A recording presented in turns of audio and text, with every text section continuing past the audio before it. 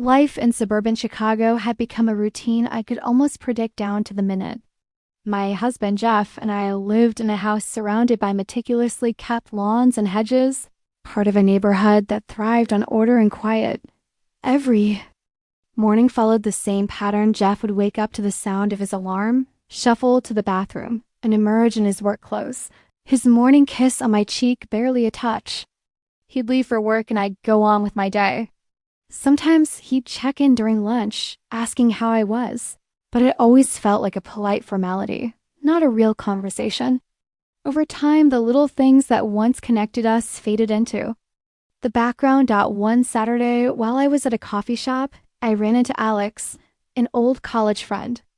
We hadn't spoken in years, but when he sat down, it felt like no time had passed. The conversation flowed effortlessly, a reminder of who I used to be before the predictable life I'd built with Jeff took over. When Alex invited me to meet, again, I agreed, feeling something stir inside me that I hadn't felt in a long time. I returned home that night later than usual, and though Jeff didn't say anything, I knew he noticed the change.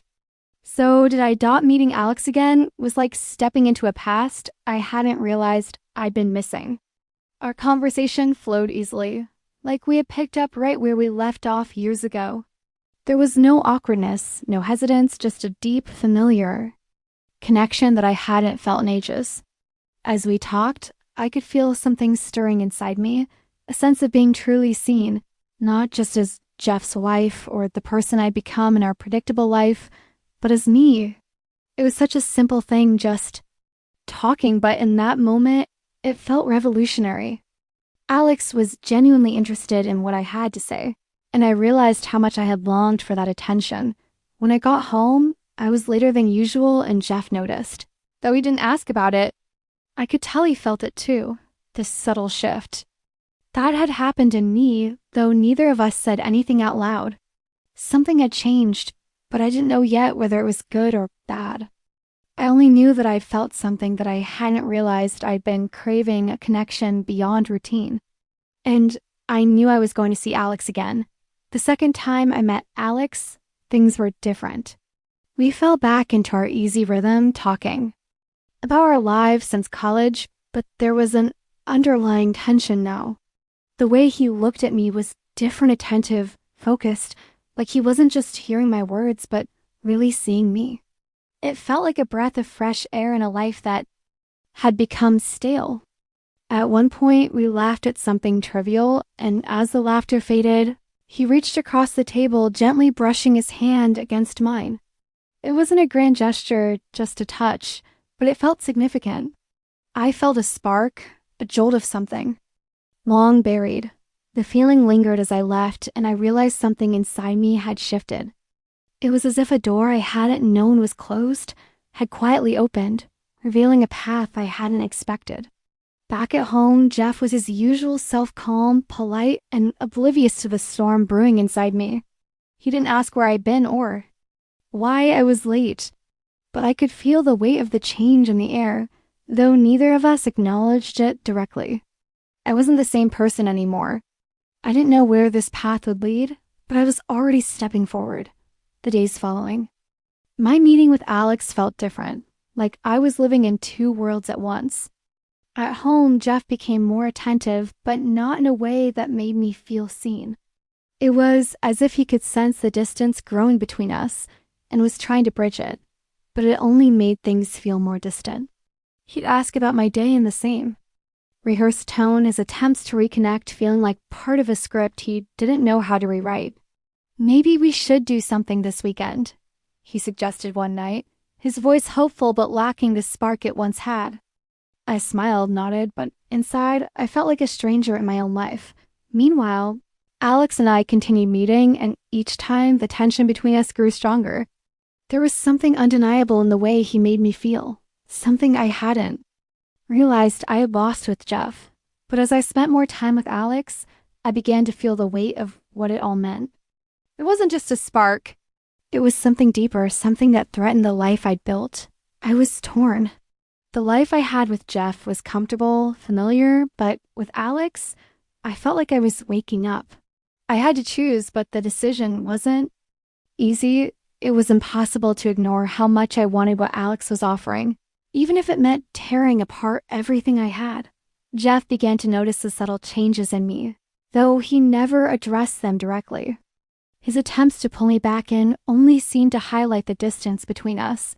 "We could do something fun this weekend," he suggested, but his words lacked their usual enthusiasm, as if he were going through the motions of fixing something, but didn't feel broken to him. I could tell he was trying, but the effort felt hollow, as though he were grasping at something that was slipping through his fingers. The more he tried to hold on, the more distant I became at the same time.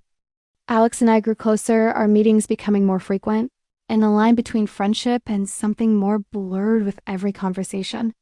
The chemistry between us was undeniable, and with each touch, each lingering look, I felt something inside me shift. I could sense the danger of it all, how easily this could unravel, but I couldn't pull away. I knew I was walking a tightrope, balancing between the life I had and the one I was starting to imagine with Alex. The divide between Jeff and me grew wider, and I felt like I was becoming a stranger to both of them.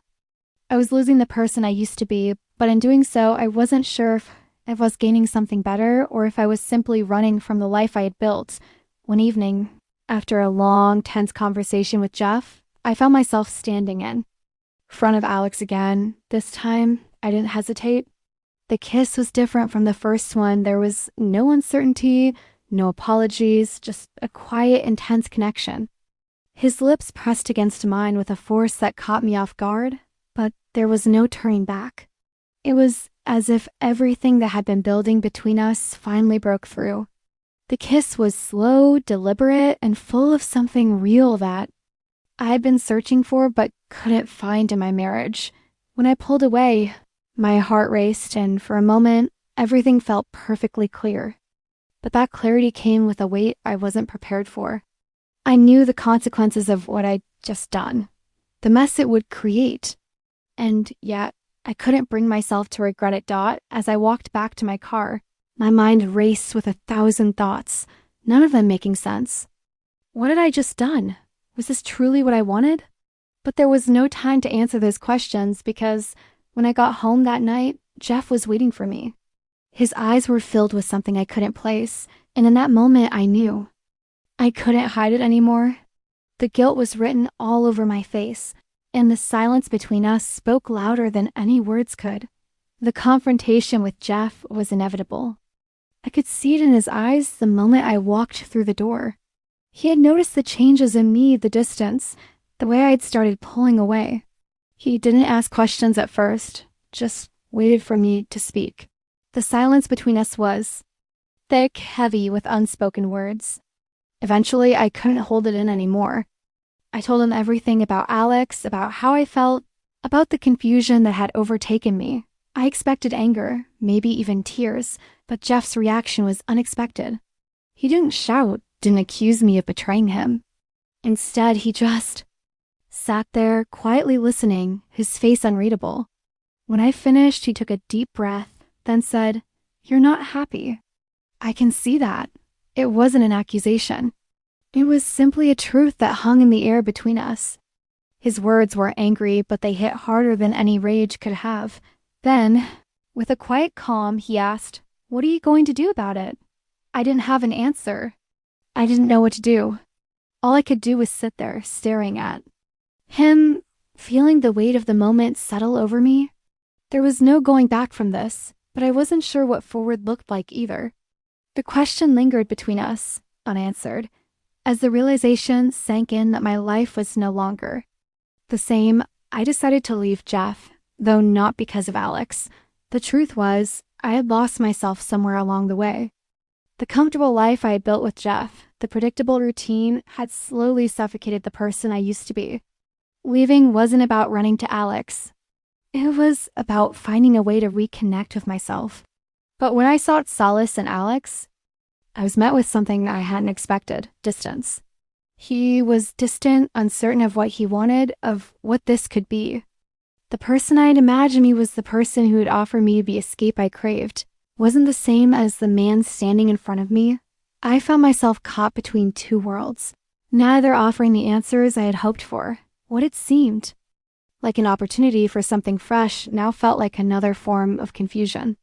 I thought I'd been seeking freedom, but all I had found was more questions. Alex and I drifted apart as I realized the life I thought I could build with him was slipping away just as easily as the life I had left behind with Jeff. The clarity I had hoped for was nowhere to be found.